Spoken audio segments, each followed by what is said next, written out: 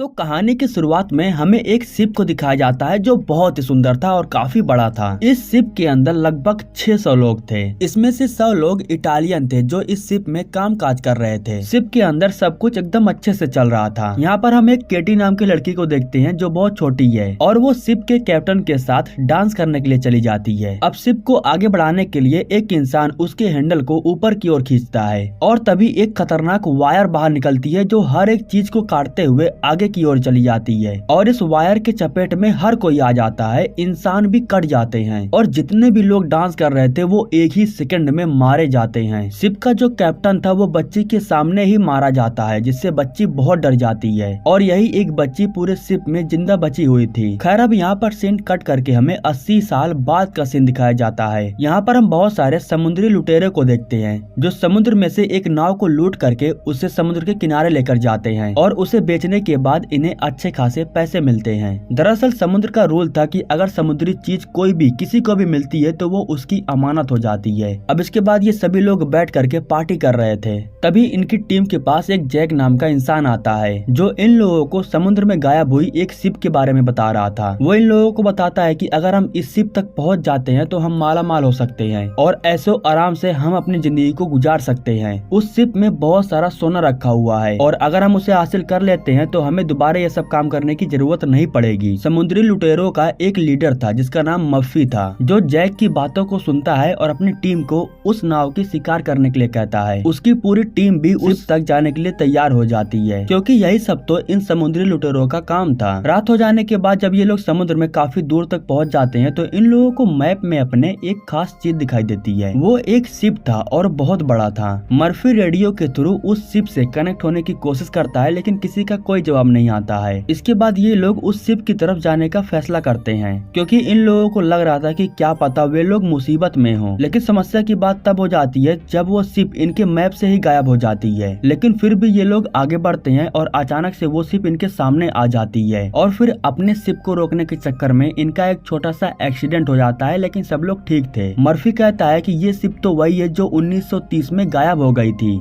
आज भी ये शिप दिखने में कितना सुंदर लग रहा है। आर्मी और नेवी के लोगों ने इस शिप को ढूंढने की पूरी कोशिश की थी लेकिन उन लोगों को ये शिप नहीं मिलती है। अब इसके बाद इनमें से कुछ लोग उस शिप के अंदर जाते हैं सामान ढूंढने के लिए। अगर कोई पुराने सामान इन लोगों को मिल जाए तो ये लोग बेच करके कुछ पैसे कमा सकते हैं। खैर अंदर जाने के बाद इन लोगों को इस बात का एहसास होता है कि यहाँ पर शायद पहले भी कोई आ चुका है। खैर इसके बाद जब ये लोग आगे बढ़ते हैं तो इनके टीम का एक आदमी नाव टूटने की वजह से नीचे गिरने वाला था लेकिन मौके पर जो जेनी थी वो उस आदमी को पकड़ लेती है और तभी यहाँ पर जेनी उस छोटी बच्ची केटी को देखती है और अगले ही पल में केटी यहाँ से गायब हो जाती है। खैर जेनी अपने दोस्त को ऊपर खींच लेती है और वो ये बात किसी को नहीं बताती है कि उसने नीचे एक बच्ची को देखा। लेकिन वो ये बात किसी को भी नहीं बताती है। उसे लग रहा था कि लोग उसका मजाक उड़ाएंगे। अब इस हादसे के बाद सभी लोग अपने नाव में वापस आ जाते हैं। मर्फी कहता है कि इस शिप को हमने ढूंढा है तो एक प्रकार से ये शिप अब हमारी हो गई है, इसलिए सुबह हो जाने के बाद हम दोबारा से उस शिप के अंदर जाएंगे और जो भी कीमती सामान होगा उसे लाएंगे और ले जा करके उसे बेच देंगे क्योंकि हमारी छोटी सी नाव इतनी बड़ी नाव को खींचकर बिल्कुल भी नहीं ले जा पाएगी, इसलिए हमें यही करना होगा। इसके अलावा हमारे पास और कोई ऑप्शन नहीं है। रात में जेनी बैठ करके उस छोटी बच्ची के बारे में याद कर रही थी। तभी उसके पास जैक आता है और उससे पूछता है कि क्या तुम ठीक हो। जेनी अपने मन का बोझ हल्का करने के लिए वो केटी के बारे में जैक को बता देती है और कहती है कि ये बहुत अजीब है, ऐसा होना नामुमकिन है। इसके बाद सभी लोग सो जाते हैं और अगले दिन सुबह हो जाने के बाद प्लान बनाते हैं कि ये लोग किस प्रकार से अंदर जाएंगे और कौन कौन सामान को वापस लेकर के आएगा। प्लान पूरी तरीके से बन जाने के बाद ये सभी लोग एक एक करके दोबारा से शिप के अंदर जाते हैं। जेनी जहाँ पर जाती है वहाँ पर एक छोटा सा पुल था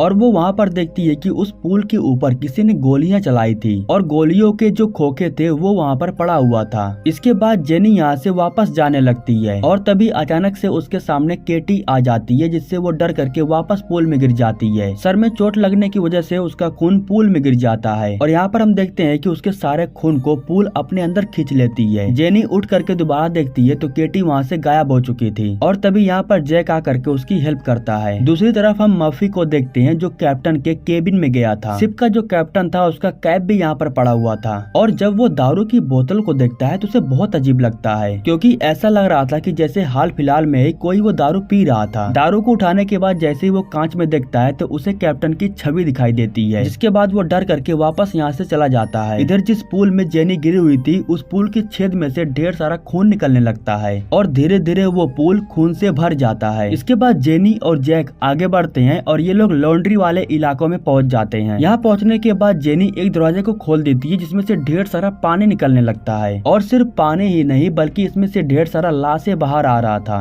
ये लोग यहाँ से वापस निकलने की कोशिश करते हैं लेकिन जा नहीं पाते क्योंकि दरवाजा लॉक हो चुका था। इसके बाद ये लोग उसी कमरे से आगे बढ़ते हैं जिसमें से ढेर सारा पानी निकल रहा था और इसके बाद ये लोग बाहर निकल करके दूसरी तरफ पहुंच जाते हैं। यहाँ पर जेनी को कुछ बॉक्स दिखाई देता है जो अपने आप ही ऊपर नीचे हो रहा था। वो जा करके जब उस बॉक्स को खोलती है तो उसमें से ढेर सारा चूहा बाहर निकलने लगता है, लेकिन इसके बाद इनकी आंखें फटे की फटी रह जाती है क्योंकि उस बॉक्स में सोने के बिस्किट रखे हुए थे। इसके बाद जेनी अपने सभी दोस्तों को यहाँ पर बुला करके लाती है और जब सभी दोस्त सोने की बिस्किट को देखते हैं तो सभी लोग बावले हो जाते हैं। इनकी खुशी का कोई ठिकाना ही नहीं था। अब ये लोग हमेशा के लिए माला माल होने वाले थे। सभी लोग एक एक करके सोने के बॉक्स को बाहर लेकर के आते हैं और ये लोग फैसला करते हैं कि ये लोग सिर्फ सोने को यहाँ से लेकर जाएंगे और उसे बेच देंगे क्योंकि ये लोग अपनी जहाज पर सिर्फ सोने के बॉक्स को लेकर जा सकते हैं। सभी दोस्त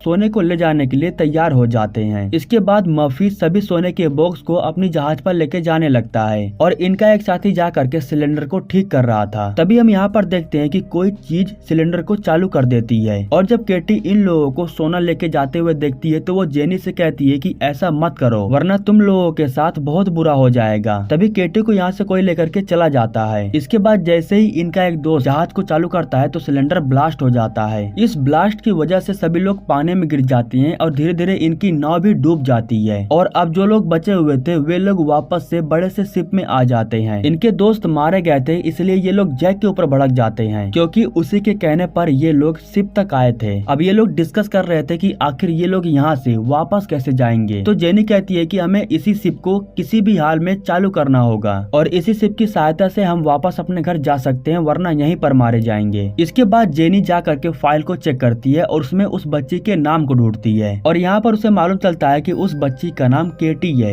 अब जेनी चली जाती है केटी को ढूंढने के लिए और वो उसे पुकार रही थी और दूसरी तरफ हम दो दोस्तों को देखते हैं जो शिप के खाने को निकाल करके उसे खाने वाले थे। इन्हें लगता है कि खाना खराब हो गया है लेकिन जब ये लोग चेक करते हैं तो खाना बिल्कुल ठीक था और खाने लगते हैं, लेकिन जब ये लोग उसे खाने लगते हैं तो वो कीड़ों में बदल जाता है, जिसके बाद ये लोग बहुत डर जाते हैं और उसे वहीं पर छोड़ करके यहाँ से भाग जाते हैं। इधर जेनी केटी को ढूंढते हुए एक कमरे तक पहुँच जाती है जहाँ पर वो देखती है कि छोटे छोटे डोल्स रखे गए थे और यहाँ पर जैसे ही वो एक कमरे को खोलती है तो उसे यहाँ पर एक कंकाल दिखाई देता है जो केटी का ही था और उसके गले में एक माला लटका हुआ था। जेनी जैसे ही उस माले को खोलती है तो यहाँ पर केटी आ जाती है और वो जेनी से कहती है कि इसे बंद मत करना, मैं बहुत दिनों से अपने माता पिता को देखी नहीं हूँ, मैं अपनी माता पिता को बहुत दिनों से मिस कर रही हूँ। इस शिप में बैठ करके मैं उन्हीं लोगों से मिलने के लिए जा रही थी। इसके बाद जेनी कहती है कि ठीक है तो फिर ये लॉकेट तुम अपने पास ही रख लो और जब लॉकेट देने लगती है तो जेनी को मालूम चलता है कि केटी तो एक आत्मा है। जेनी पूछती है कि तुम इतने सालों से यहाँ पर क्यों हो, तुम तो आजाद हो करके यहाँ से बाहर भी जा सकती हो। जिसके बाद केटी कहती है कि किसी ने हम लोगों को यहाँ पर कैद करके रखा है और वो नहीं चाहता है कि हम लोग यहाँ से कभी भी आजाद हो पाएं। इसके बाद केटी को बुरी बुरी चीजें दिखाई देने लगती है और वो जेनी से कहती है कि तुम अपने दोस्त को लेकर के यहाँ से चले जाओ। दूसरी तरफ हम मर्फी को देखते हैं, उसके सामने अचानक जहाज का कैप्टन आ जाता है और मर्फी से कहने लगते हैं कि उन लोगों ने हम सबको मार डाला, अगर वे लोग जहाज में नहीं आए होते तो हम सही सलामत घर पहुंच जाते, लेकिन वे लोग सिर्फ सोने को लूटने के लिए हम सबको मार डाला और आज तक जो कोई भी उस सोने को लेके जाने की कोशिश करता है वो हर बार मुसीबत में फंसा है। अब इसके बाद हमें जहाज के अंदर ब्रूस को दिखाया जाता है। उसके पास वही लड़की आती है जो शिप में सिंगिंग कर रही थी। वो ब्रूस को अपनी तरफ आकर्षित करके उसे नीचे गिरा करके जान से मार देती है। जेनी अपने दोस्तों के पास जाती है और कहती है कि सबको ढूंढ करके हमें यहाँ से फौरन बाहर निकलना होगा वरना कुछ समय बाद यहाँ पर कोई भी जिंदा बचने वाला नहीं है। अब जब जेनी अपने दोस्तों को ढूंढ रही थी तो केटी उसके पास आती है और वो उसके पास आ करके अपनी हाथों को उसके ऊपर रखती है और इसके बाद वो जेनी को वो सब कुछ दिखाती है जो आज से 80 साल पहले इस शिप के अंदर हुआ था।